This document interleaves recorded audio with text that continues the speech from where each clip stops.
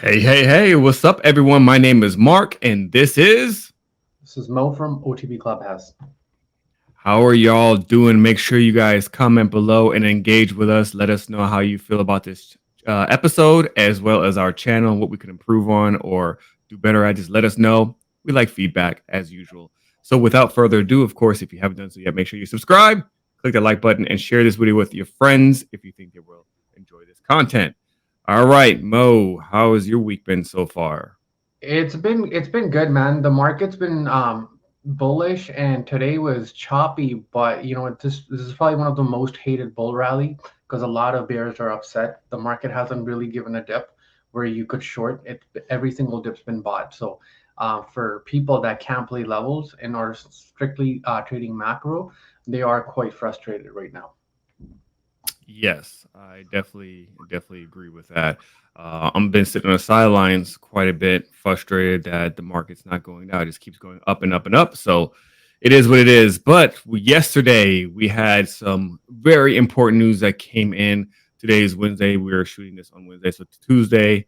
Our president signed the Inflation Reduction Act, and that's going to be our very first topic for our hot takes. Let's go pull this up real quick. There you go. So the first thing, when it comes to the Inflation Reduction Act, let me go pull up the other group first here.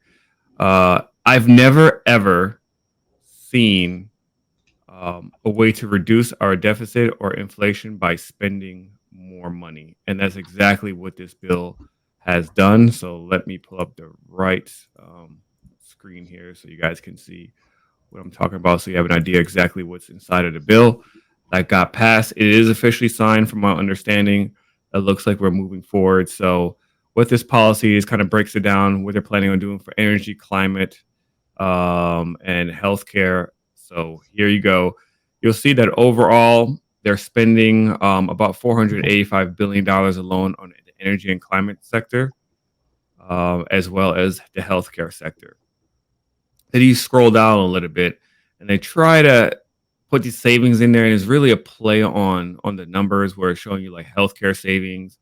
They're going to repeal Trump's era drug rebate rule, dropping the drug prices, negotiating for certain drug prices, which Medicare is going to be responsible for, as well as this is a big one right here. They want to start taxing 15% of corporate minimum tax for companies that are over $1 billion. And just going to be 100% honest on my experience alone. Typically, when they enforce these types of bills, most of these guys are millionaires. They may not be billionaires, but a lot of them are millionaires, and a lot of them have um, interest in some of these billion-dollar companies.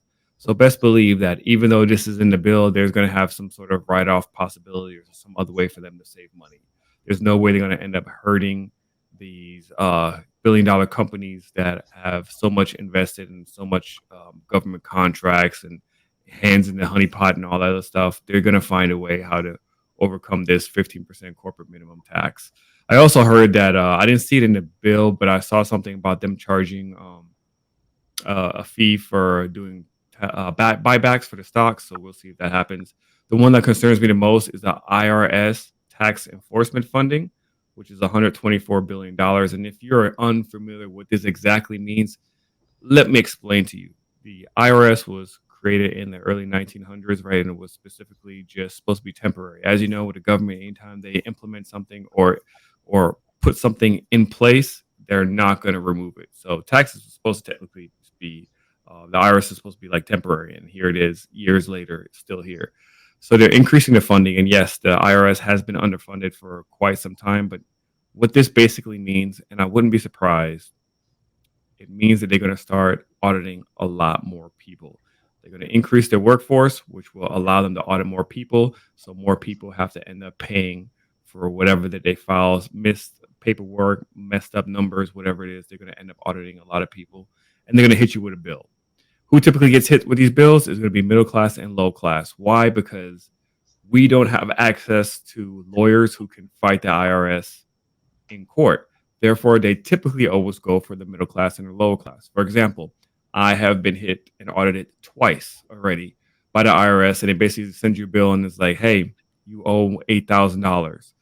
And The average person probably won't look into it and they're like, oh my God, I can't believe I got to spend $8,000 and pay this in taxes. So they will go ahead and they'll pay the $8,000. Well, what I did, I have a tax accountant. For one, I went back and I double checked, and what they end up doing is actually taking off all your rebates when they audit you, and they just send you a big flat bill, and they're just like, this is what they're asking for you to pay. Doesn't mean you have to pay it, but they ask you to pay it. But you can provide the evidence showing that you owe them nothing, and that's what I did twice, and I beat the IRS. My parents, on the other hand, got a letter, and I told them the same thing. Hey, there's some stuff on here that is incorrect to take off some of your rebates. You just got audited. You can fight it. And he's like, no, I'll just pay the 3,000. I don't want no trouble. I'll pay the 3,000 because he was fearful of the IRS. So best believe a lot of people who are going to end up getting bills by the IRS are going to be fearful and don't understand that you can actually fight the IRS on these proposals on what you end up owing them. And these proposals, like I said, they take a lot of the rebates out and they just hit you with a big fat bill and they just assume that you will pay it. So be careful with that. I don't like that they're increasing the funding here for the IRS because, again, they got to make up money somewhere. Then, of course, there's some other additional fees here they're going to try to make money off of. And they're saying that down the line, it's going to help and reduce inflation, which, again, I have never, ever heard spending more money will decrease inflation. In fact, here's a study. Let me pull this up real quick. What's your thoughts on that, though, real fast, while I'm pulling this up? Like my I know thoughts you're are like, Canadian, so huh? you're different. I No, said you're but my Canadian, thoughts so are this might doesn't affect you. if they're spending that much money on IRS, I think they have a reason for it. A lot of people committed the PPP fraud, SBA loans, and took COVID money. I feel like if they're spending close to 132 billion, they must need to recover close to 500 billion. They wouldn't do it just for the hell of it. Same thing happened in Canada. We're in a situation, both the US and Canada, where no one really wants to Mhm. work. Every single friend of mine that that has a business looking for people. A couple of restaurants here actually have a sign outside saying, if we shut down, it's because we can't find workers because no one wants to work right now. So there's more to it, but yeah, be it inflation, be it IRS, it's going to middle class will take the biggest hit because they don't have the resources, not even money, resources to protect themselves. Because, like, let's say they sent you a bill for 3,000, you go to your accountant, how much is your accountant going to charge to work on that? Might not be worth it. Yeah, yeah. This is definitely insane. So I have this right here. It's a study that shows that the bill will likely have no impact on inflation. In fact, over a 10-year period, it's stating that it may decrease the deficit by more than $100 billion. But that's over a decade. Again, this is like best case scenario. I just think this is common sense. Spending more money does not decrease the inflation. Not only that, looking at this bill is basically the Green New Deal that they were trying to pass for months and just couldn't get it passed. So it's just a play on words, y'all. It sounds cool. Re-election is coming up, and they need a win where they're like, look, we passed this bill, and this is going to help with inflation and blah blah blah. But in reality, it doesn't look like it's going to. And I'm very very weary on this because again, it's just a rewording of the Green New Deal. It's got some stuff in there, but enough studies have shown that it's not going to help. It's not going to help at all. Another post here I want to pull up for everyone so y'all can see this, which is also very interesting, which I noticed is that they have released the cars that are eligible for the EV tax credit in the Inflation Reduction Bill. And that's another thing I want to talk about. So here's a list of the cars currently. So like Teslas and other Teslas are eligible until next year. But that being said, look at all these vehicles. If you've looked at these prices of these vehicles 2 years ago, they were significantly less than they are now. So even though they're saying that you can get a $7,500 tax credit, these cars have increased in price between ten to $15,000. Like if you look at any of the Teslas, the original Tesla Model 3 was around 36, 38,000. I mean, sorry, 36, $38,000. Now they're going for at least 48 to $50,000 on average. So this $7,500 tax credit really isn't helping you out much. Not only So, that, I need to know if this is a rebate or a tax credit. But go ahead, Mo. What were you gonna say? so Mark, like the whole point the government did this was so it can make it feasible for people to afford this, right? That makes common sense. The Supposedly, moment yes. the moment they launched this, you know what Ford did? Ford increased the price of their car by $8,500. Yep, I'm fully aware because I was looking to buy the Ford Lightning. I was really excited about it, and it was initially supposed to start. I think it was at 39,000. Now it's 49,000. So yeah, they're just going to increase the prices. But you also have to see like whether or not it's a tax rebate or a tax credit. There is a major difference, and you need to look a little bit deeper. The only reason why I say this is because I fell into that same trap with solar. So a couple of years, just give you guys a quick story behind this. A couple of years, guy knocked on my door as usual, asking, "Hey, if you want to install solar," he did the whole pitch, and I kept asking him over and over. I was like, "What's with the tax credit?" At that time here in Florida, I believe it was $8,000. And he's like, "Oh, you're gonna file your taxes, and you're gonna get back $8,000 on top of whatever you get back from the IRS every year." Because again, I have a tax accountant. I do pretty well when it comes to my documents and stuff. What I need to write off, I typically don't owe money to the IRS at the end of the year. But he said specifically, he was like, yeah, no, this is like a tax credit, tax rebate. You know, you're going to end up getting $8,000 back. So if your solar costs $30,000, in fact, all you're really going to pay is $22,000. And we will offset your interest rates for a year and a half, so you can file your taxes and get that $8,000.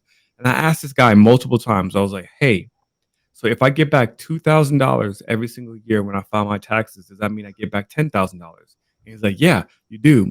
That wasn't true. Once I actually filed my taxes, my tax accountant said, no, this is only if you end up owing, if you owe the IRS money, it's just it deducts it from there. So let's say you owe them $2,000 out of that 8,000, they will deduct 2,000 from that $8,000 credit that you have.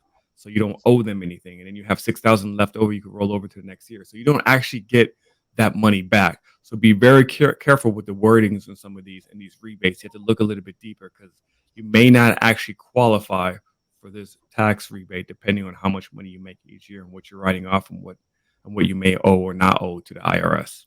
And you have anything you want to touch on this as well, Mo, No, man, besides but the it vehicles? just this looks like a more like a manufacturer subsidy instead of giving the manufacturers a subsidy. So I think this is more of a subsidy for the manufacturers because if they're increasing the prices, makes no sense. They could have just told Ford, "Here's 7,500. Don't charge people more." This way, the customer is happy and the manufacturer is happy. But at the end of the day, the customer is getting screwed over, and the money's leaving the government, so it's impacting inflation more now. I think it's part of the whole re-election now. They don't really Yeah, care. yeah, no, I agree 100%. That's really what it is. They need to win, and they need this perception that they're delivering something right within this term. It's the same way. I don't know if you guys follow Biden on Twitter, but he's constantly bragging about, oh, look at the oil and the gas prices went down. Yeah, but dude, it went up double since you've been in office. You Yeah. reducing it by $1 is not a win, but it's the perception. People are like, "Oh my God, gas went well here in Florida. Gas went from 450 to 380. Oh, we're winning," and he's bragging and bragging. But remember, when he got in office, we were I think at the low twos, maybe the high ones, and we went up to four. So no, that's nothing to brag about. But this is how it works. This is politics. This is how the money works. And best believe, um, these politicians don't really care about the middle class or you. They care about their own pockets. And if you really think that this is going to negatively impact the stock market or companies or whatnot, it I don't think it will. Maybe the stock market, just because of the sentiment purposes, but companies are going to find ways to write off things, and the burden is going to end up falling upon the middle class and the lower class, like usual. Especially if you don't have a tax accountant. And I would like to really harp on this. Stop going to H&R Block. Stop going and doing your own taxes on like I don't know, whatever those taxslayer.com or whatever. Stop doing those unless you just have a regular simple 9 to 5. You don't own anything. You don't have any assets. Sure, go to those places. But if you have a business, if you have assets, if you have things to write off, find yourself a competent tax accountant that can actually help you. And they usually know what to write off and what not to write off because it changes every single year. The average person doesn't know that. I'm sure you have a tax accountant, right? Well, Yeah, and Mark, why don't we do this? Why don't we get an accountant as a guest next time? A tax accountant. yeah. No, that actually sounds really good because then we could touch on the fact Yeah. of all the stuff that came out with the Inflation Reduction Act. So I kind of want the bill just got passed. I want the news to come out a little bit more. I want to get people get familiar with it, and then we should definitely have a tax accountant come on here and talk about how this can possibly affect you. I will say this though, all the green energy stocks, they're running. They're running now. So, if you held TAN, the ETF TAN back in the day when it took a dip, you're looking pretty happy right now. So that's all I got when it comes to the Inflation Reduction Act. What's the next hot take, Mo? We'll quickly go over FOMC minutes. There's not much going on. You have to understand FOMC minutes is a recap of what happened last time and if there's anything new that came. Nothing new came in. So I'll quickly share my chart. So here, let's go SPX. So I'm going to clear everything. We're on a 5-minute chart. The minutes came at 11 o'clock. PST time, we basically ripped straight to 4,300, couldn't break that, and basically market closed at the opening range. So what that tells you is buyers and sellers were in agreement. There was a little bit of volatility. The only two things that you need to know is most of the Fed people agreed to a 75 basis point increase in September, which we've already taken into account. The only thing the market's waiting for is quantitative tightening. There is a prox budget of 90 billion that needs to be removed in September from the Fed in terms of mortgage-backed securities. If that comes out, let's say Powell, whenever he speaks next, that comes out, that's what's going to drop the market. What a lot of people can't understand is this is a technical run in the market. It's not a fundamental run. Anytime we are over hedged where everyone was on one side, no one was buying calls because people's call got crushed. You're one side and you get a little bit of a buying, those things start getting burnt, and then more funds got in, and we're at a point where, and I've said that to you before, we're at a point where funds are in the pressure that they need to match their performance with SPX. So if SPX is, let's say, positive 15% from mid after 6 months, the funds need to be at minimum that place so they can show at the end of the year that they're performing. And because they're not, they're desperately buying right now. There needs to be a reason for it to drop. It's not going to automatically drop, and so you need to wait for the drop to happen rather than front running puts. Which, like, if you are like, okay, you know what, I'm going to add September puts because um, I think there is a chance you can use some of your profit to do it, but what people are doing, taking their full positions and going short with no long side, that's what's going to take you out. The way this works, and it's always worked, is the market will condition you to a certain behavior. Right now, the behavior is buy the dip. It works till it doesn't. And when it doesn't work, then you're going to have to start shorting. So I'm saying you don't want to be the one that's trying to short the rip every single time. And by the time it actually works, you have no money left. So with FOMC minutes, days like today, I tell people, like, we had 5 plays today, most of them 4 worked out of 5. But I tell people, including my group, days like today, if you can't handle the volatility, just take a day off. There's no shame in saying, hey, I don't want to trade a day like today. It's fine. Like, yeah, you can make money, but what day can you not make money? There's like meme stocks running every day this week. So there's so much shit going. I wouldn't stress too much on days like today. Tomorrow we get the real move. Today, however, though, Mark, we saw cracks in the structure, even though the drop wasn't much, but sellers went aggressive. Apart from that, any comments on FOMC? Yeah, no. I listened to it and I was watching the charts. It seemed like when the information and data was released, there wasn't much of a change to what he said the Yeah. following month, right? Hence the reason why it ended up going up. And I also noticed that it ended up filling the gap. And the minute it filled the gap, it sold off at a crucial point of 4,300, is what you Yeah. said. Now, the other crucial point, which last week I think we were talking about this, was a key level we need to pay attention to for the bull run to be real. Wasn't it 4,200 is what we were talking about initially? And it ended up holding So 4,200 and it ran up. So there are 3 key events, and SPX has held all of them. One was 4,200. The other was the 50% retracement, which was Mhm. 4241. We smoked that. The next one was the 200-day moving average. So let me quickly show you what happened. This is the fun part. This is why technical is also important to learn. So we're just going to add 200. And just so you guys know, this is on a daily chart. Yeah. So we got and we failed. So that's That's sorry here. This was the it literally touched it and failed. We need to retry breaking it. Ideally, bear market ends with a 200-day moving breaking. Since 1950, so it's been like the data is about 60, 70 years. Anytime we've retraced more than 50%, the bear market's over, right? So based on just that fact, the bear market's over. But there's always exceptions. Will this be an exception or won't? We'll see. In my opinion, it is an exception, and there's more pain coming. But the pain won't stop until everyone's just going short. Like every single day, there's a little bit dip. People get into puts, get smoked, and then the same behavior. That behavior will get corrected at some point, and people will turn bullish. When that happens, and it's coming pretty close to that, what can really get to the drop is quantitative tightening.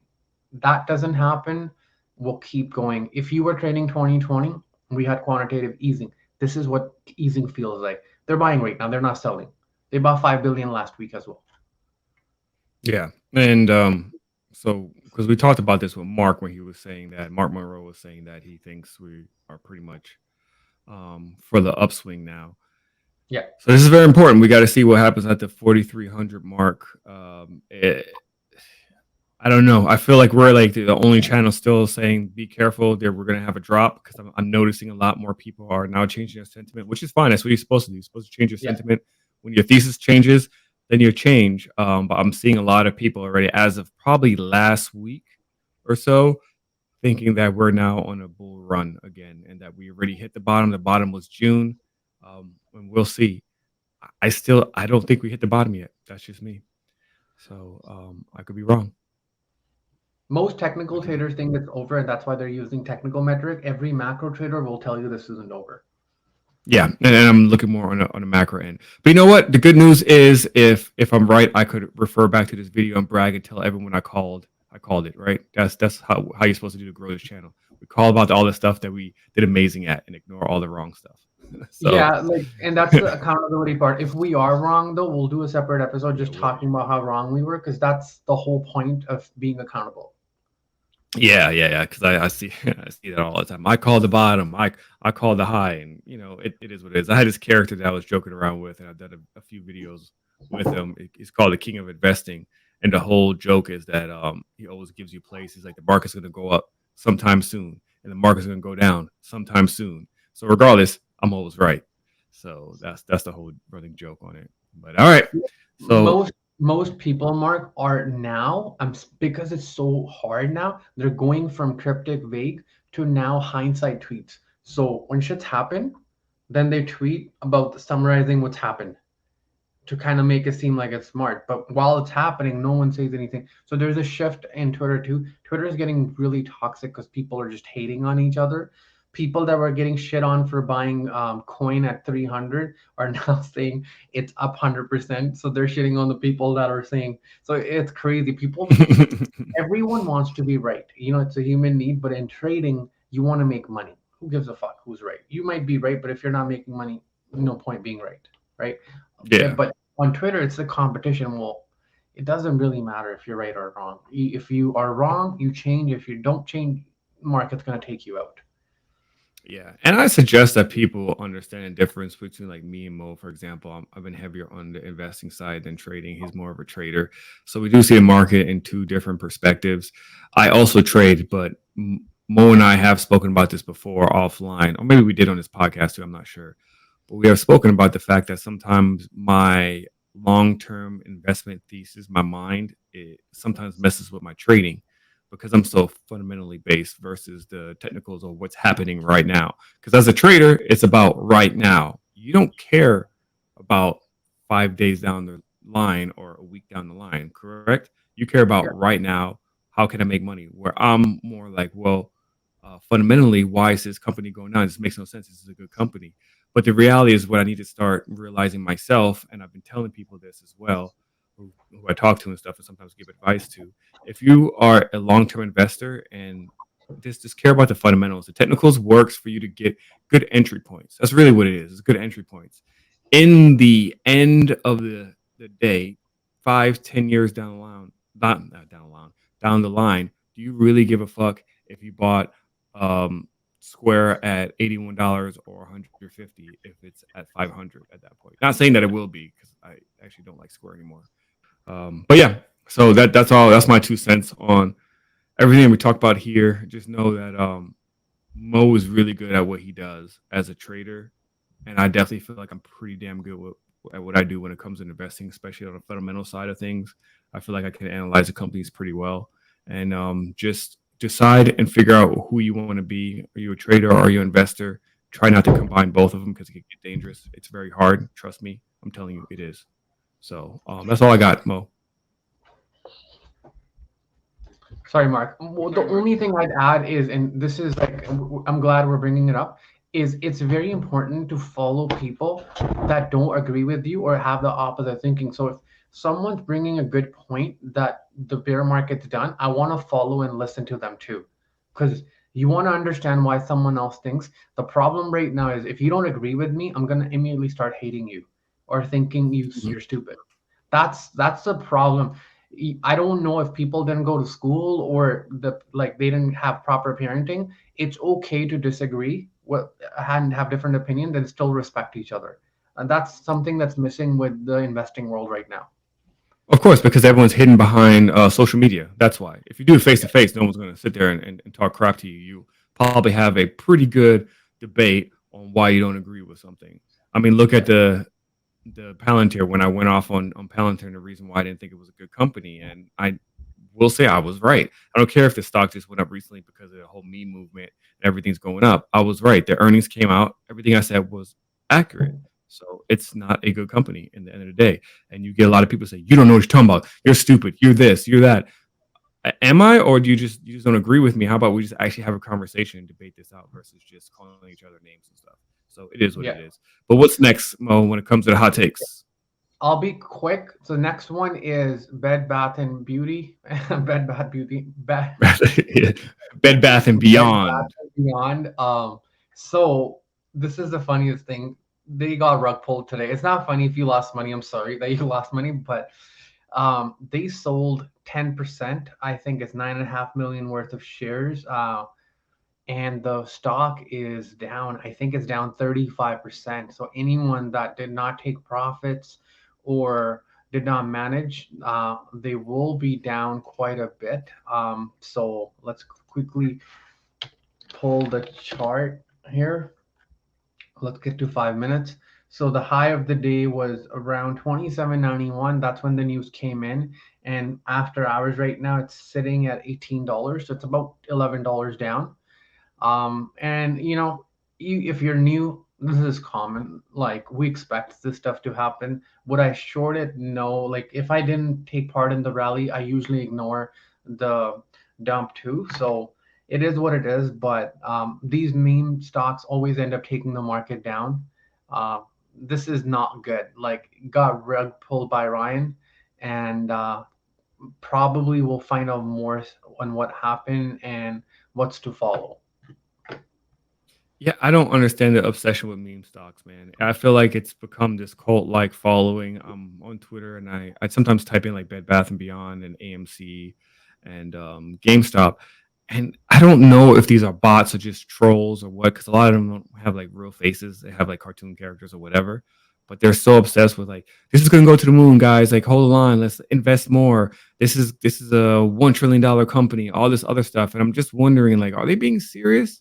Do people really believe this? Do people really believe that Bed Bath and Beyond is the future? Do people really think that GameStop is the future? AMC may have hope, right? It's still way way overvalued right now, and the whole apes thing wasn't smart. The company is losing money, but it's still one of the most popular theater chains here in America, so that one may survive. But GameStop, Bed Bath and Beyond, like, do people really really believe that this is a good investment? You know what it Because is? it's good for trading. It's like, so let's say you put $1,000 in BBY calls because the flow is showing. It's not like it wasn't showing that people were buying calls and stuff. If you, let's say, put $1,000 yesterday or day before yesterday would have been worth 100K, so it was up 10,000%. By today was up around 30,000%. So you're looking at 1,000 to 300K. And that obsession is what drives people sometimes, because you know what ends up happening is no one's holding it, right? No one's holding full position. There's that 1% that either knows how gamma works or how Greeks work, or have very strong passion of holding, like call it diamond hand, and they'll hold it even if it goes down. Those make the 99% either sells too early or they take part of the profit, which is the name of the game. But um, when you make a lot of money in this market and very fast, it indirectly fucks you over because you get numb to the volatility sometimes. And sometimes when you see 100% gain, which is amazing in this market, you don't feel it anymore because you're like, I want that same rush that I got playing AMC. Or and so people chase that rush. It's crazy. I've had that too, where back in 2020 making insane money regardless of where you went, and then after the market slowed down and we'd make 100%, and it would be like no gratitude. It'd be like a shitty day in the market. So like this kind of things mess up with your mindset in the market, and people will feel it later on, not now. Now everyone feels a rush. Yeah, just be careful, really. I know I say this every episode. If you're going to trade these meme stocks, take your profit. Take your profit and run. Who cares if you left 50% on the table? Make At it least free. you didn't get Make it caught up in free the time. to leave runners. Let the runners go to zero, but don't take the full amount and like just like use money you need for savings or like buying stuff for your family or groceries. People do that. It's sad. Yeah. I got lucky with AMC. I got lucky with the WAC. And I got lucky with Dogecoin. And that was it. I did it one time. That was it. Didn't You touch know it what it is? again. It's not luck. It's your personality. And I say this to people. Some people will take profits fast and they'll cut their losses fast too. And then others will hold. The ones that hold, they also take big losses. So that's just who you are. You see profits, you take them, right? Yeah. You don't unnecessarily hold thinking that you're smarter than other people and you know more. Yep. Yep. So there we go. We're about to run out of time. So we're going to go cover what's in our lunchbox.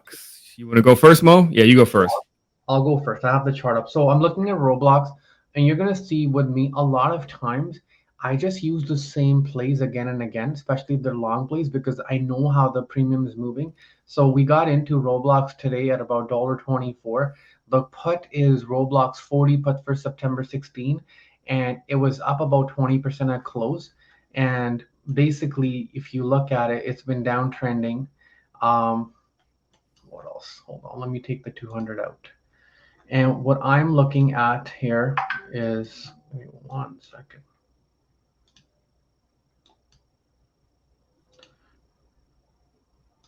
It failed right over here, and we've got a bunch of supplies here, so it's going to be hard for this thing to break.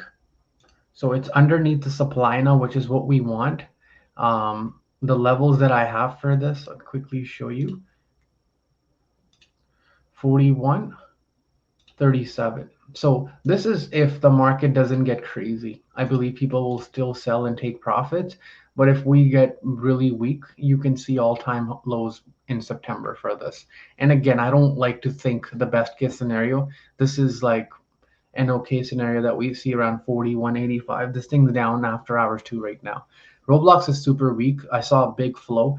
3.6 million that came initially, and those guys, most of them are still in there. So that's my play right now. This one's about $40 right now for September 16 for the $40 put. Perfect. I'm actually glad you touched on Roblox because I have shares in Roblox, as many people know. And I started protecting myself. It ran up to $51 and I got a September put. Actually, not from your call out, not from us discussing it. I was just like, I need to start protecting the Yeah. stocks that I have long term investment in that I have a lot of money invested in, right? So I didn't do that in the past. And I just started reevaluating some of my strategies and the things that I was doing moving forward. And there was a lot of ways I could have minimized my downside. And one of them is just doing puts on the stocks that you have a lot of money invested into, right? And you see it as an insurance, not as like a put, but more of an insurance, right? What's $40 a month on an investment of $5,000, right? That's not a big deal. And granted, yes, if it goes down, for example, I bought Facebook at 300. That was like my average. My average is actually like 290. But imagine had I just gotten a 250 a month out when they had their earnings and it just dumped. I would have killed it. I mean, it went all the way down to 150. So if you have a lot of money allocated to a specific asset, maybe think about doing puts as an insurance purposes. Okay, not necessarily to make money, but just to avoid the downside or the massive downside that could potentially hit the company that you're invested in, whether it's Apple, whether it's Facebook or Microsoft or whatever you're invested into. Just start thinking about that mindset of I need to have insurance on these assets, just like you do with car, just like you do with your medical. Doesn't mean that you're going to get in a car accident tomorrow, but you want to have that insurance just in case. And so that's what I've been doing as well, and as well as cover calls, as you guys know. For my lunchbox, guys, I have nothing. I have nothing that I was really eyeing this week. I bought a couple more shares today of Match.com. I like that stock. I started scaling in, so I bought a couple more shares in that, as well as Norwegian Cruise Lines, because I'm trying to do the cover calls for both of those. And the Norwegian Cruise Lines, I bought 50 shares at $11.99 when it had earnings, and it was really, really bad, and it dumped.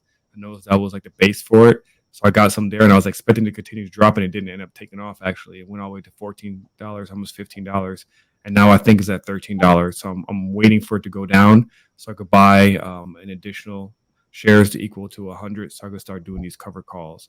Really, everybody, like if you're not into trading, seriously, look into cover calls, especially if you have over 100 shares in an asset. The risk is really minimal. You won't make a shit ton of money or anything, but it's kind of like you're creating your own dividend for that stock, essentially, on a monthly basis or weekly basis or whatever you want to call it. It's not bad. Compound effect. But that's all I got, man. Yeah, I don't have anything in my lunchbox today, guys. So that's it. You got anything else, Mo? Oh, that's it. All right. Well, everybody, we went a little bit over time, but we're getting closer to sticking to our 30-minute session. So once again, if y'all enjoy our episode, please share it with other people. Get the word out there. We really want people to watch our show, and we do put a lot of work into it. Like I said, Mo is super busy. I'm super busy. We come here once a week to try to deliver some good quality content, whether it's just our opinion, what we think about certain things, and plays that we talk about. Just really pay attention. So hopefully you guys see some value in this. And again, subscribe, like, and share. And we basically see you guys next week. Peace out.